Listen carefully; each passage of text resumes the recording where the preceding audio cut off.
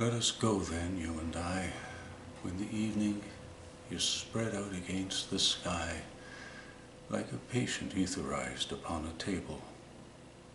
Let us go through certain half-deserted streets, the muttering retreats of restless nights in one-night cheap hotels and sawdust restaurants with oyster shells, streets that follow like a tedious argument of insidious intent to lead you to an overwhelming question. Oh, do not ask, what is it? Let us go and make our visit. In the room, the women come and go, talking of Michelangelo. The yellow fog that rubs its back upon the window panes. The yellow smoke that rubs its muzzle on the window panes. Licked its tongue into the corners of the evening. Lingered upon the pools that stand in drains. Let fall upon its back the soot that falls from chimneys, slipped by the terrace, made a sudden leap, and, seeing that it was a soft October night, curled once about the house and fell asleep. And indeed there will be time for the yellow smoke that slides along the street, rubbing its back upon the window panes. There will be time. There will be time to prepare a face to meet the faces that you meet. There will be time to murder and create. And time for all the works and days of hands that lift and drop a question on your plate. Time for you and time for me, and time yet for 100 indecisions and for 100 visions and revisions before the taking of a toast and tea. In the room, the women come and go, talking of Michelangelo. And indeed there will be time to wonder, do I dare? And do I dare?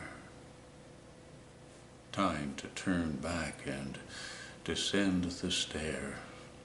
The bald spot in the middle of my hair. They will say, how his hair's growing thin.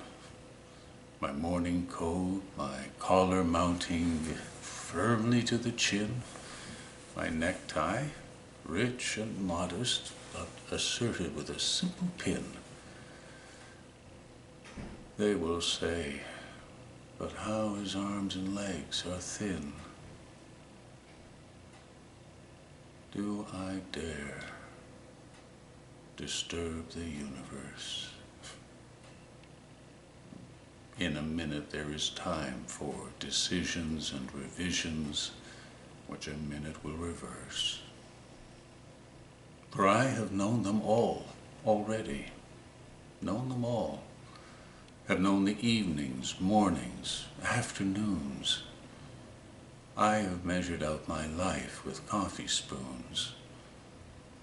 I know the voices dying with a dying fall beneath the music from a farther room. So how should I presume? And I have known the eyes already, known them all.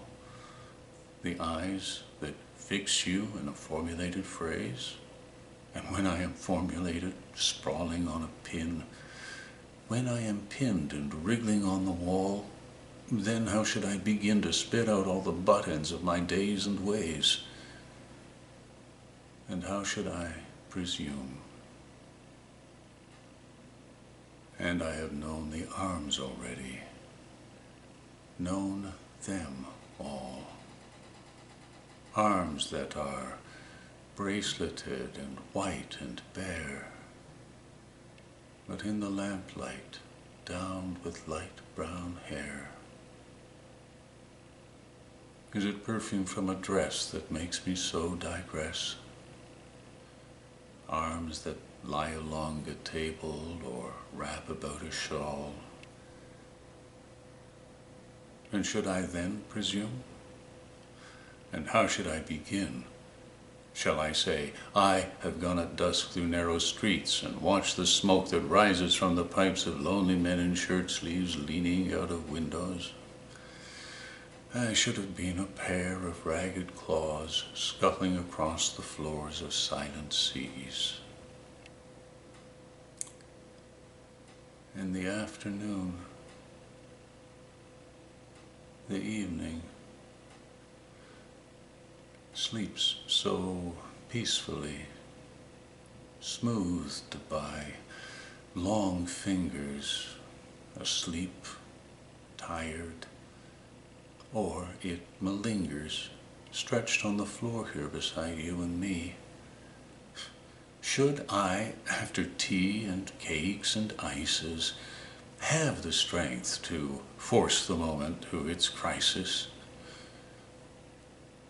But though I have wept and fasted, wept and prayed, though I have seen my head, grown slightly bald, brought in upon a platter, I am no prophet, and here is no great matter. I have seen the moment of my greatness flicker, and I have seen the eternal footman hold my coat and snicker. And in short, I was afraid. And would it have been worth it after all? After the cups, the marmalade, the tea, among the porcelain, among some talk of you and me, would it have been worthwhile to have bitten off the matter with a smile, to squeeze the universe into a ball, to roll it towards some overwhelming question, to say, I am Lazarus, come from the dead, come back to tell you all, I shall tell you all, if one settling a pillow by her head should say, that is not what I meant at all. That is not it at all. And would it have been worth it after all? Would it have been worthwhile after the sunsets and the dooryards and the sprinkled streets, after the novels, after the teacups, after the skirts that trail along the floor, and this and so much more? It is impossible to say just what I mean, but as if a magic lantern threw the nerves in patterns on a screen, would it have been worthwhile if one settling a pillow or throwing off a shawl and turning towards the window should say, that is not it at all. That is not what I meant at all. No, I am not Prince Hamlet, nor was meant to be. Am an attendant lord, one that will do to swell a progress, start a scene or two, advise the prince. No doubt an easy tool, deferential, glad to be of use, politic, cautious, and meticulous, full of high sentence, but a bit obtuse, at times indeed almost ridiculous, almost at times the fool. I grow old. I grow old. I shall wear the bottoms of my trousers rolled. Shall I part my hair behind? Do I dare to eat a peach? I shall wear white flannel trousers and walk upon the beach. I've heard the mermaids singing, each to each. I do not think that they will sing to me. I have seen them riding seaward on the waves, combing the white hair of the waves, blown back when the wind blows the water white and black. We have lingered in the chambers of the sea, by sea-girls wreathed with seaweed red and brown, till human voices wake us, and we drown